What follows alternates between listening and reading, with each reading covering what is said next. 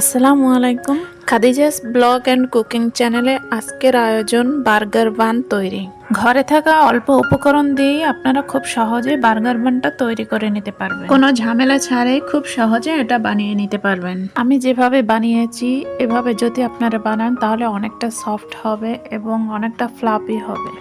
তবে আর দেরি না করে চলে যাওয়া যাক বার্গার বান তৈরি করতে। আর এই যে বান রুটিগুলো আপনার বার্গারের সাথেও খেতে পারবেন, বার্গার বানিয়ে, আর এমনিও খেতে পারবেন চা বা জেলি বা যে কোনো কিছুর সাথে খেতে পারবেন। বাচ্চাদের জন্য ঘরের তৈরি খাবারই হচ্ছে হেলদি খাবার, এটা খুবই হেলদি খাবার হবে। প্রথমে একটি বাটিতে আমি 3 চামচ চিনি নিয়েছি। এখন 2 চামচ ইস্ট নেব। ইস্ট নিয়ে আমি ভালোভাবে মিশিয়ে নেব। আপনারা বাজারের যে কোনো ইস্ট ব্যবহার করতে পারেন, আমি এই ইস্টটা ব্যবহার করেছি। এখন হাফ কাপ লিকুইড দুধ দিয়ে দেব, তারপর ভালোভাবে মিশিয়ে নেব।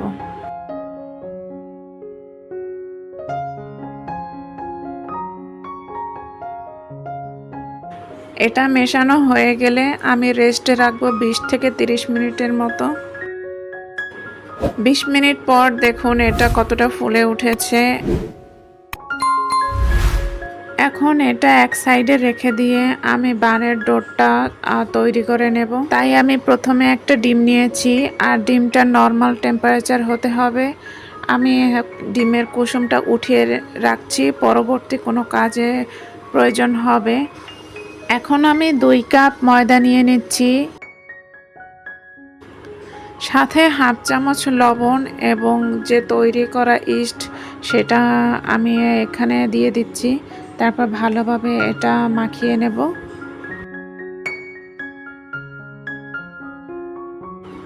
প্রথমে এটা স্টিকি ভাব হবে, পরবর্তীতে মথে নিতে নিতে এটা ঠিক হয়ে যাবে। এখন আমি 1 চামচের মতো তেল দিয়ে দিচ্ছি, তাহলে আপনার ডোটা অনেকটা সফট হবে। 2 চামচের মতো আমি গুঁড়া দুধ দিয়ে দিচ্ছি, তাহলে এটার ফ্লেভারটা অনেক ভালো আসবে।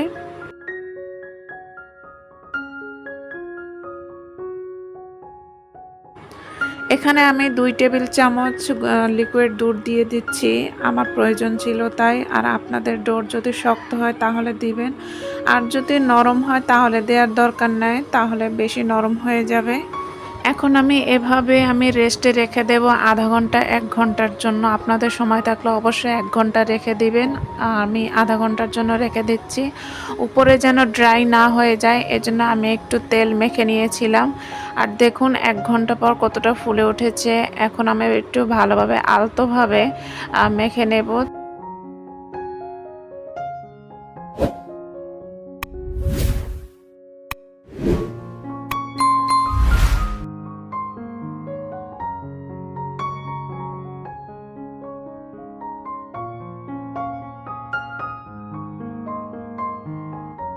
আমি যেভাবে করছি আপনারাও ঠিক সেইভাবেই করে নেবেন।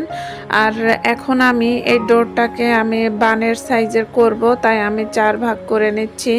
আপনাদের যদি ডোর বেশি থাকে আপনারা 6 ভাগ বা 8 ভাগও করতে পারেন।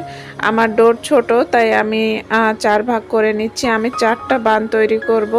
এখন আমি বানের আকার তৈরি করতেছি, ঠিক এভাবেই আপনারা বানের আকার দেবেন।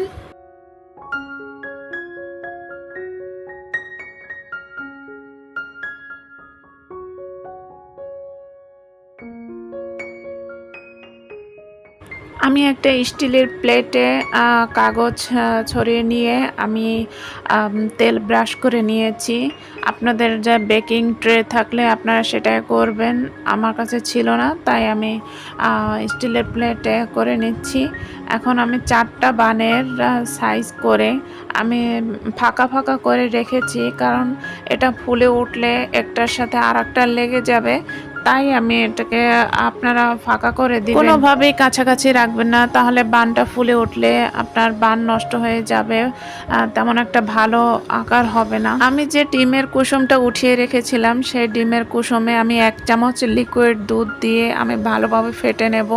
ফেটে নেওয়ার পর আমি এই যে বানের রেডি করেছি তার উপরে আমি ব্রাশ করে নেব।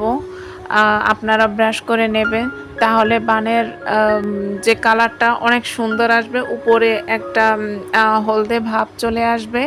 আর ডিমের কুসুমটা দিতেই হবে, আর এটা না দিলে আপনার বানের কালারটা সুন্দর আসবে না। ডিম ব্রাশ করার পর আপনাদের কাছে যদি তিল থেকে থাকে তাহলে আপনারা সেই তিল ছিটিয়ে নেবেন, তারপর 10 মিনিটের জন্য রেস্টে রেখে দিবেন। এখন বড় ঢাকনাযুক্ত একটি পাত্র নিয়ে নেবেন, সেটা চুলায় দিয়ে আপনি 5 মিনিট হাই হিটে জাল করে নেবেন ঢাকনা দিয়ে।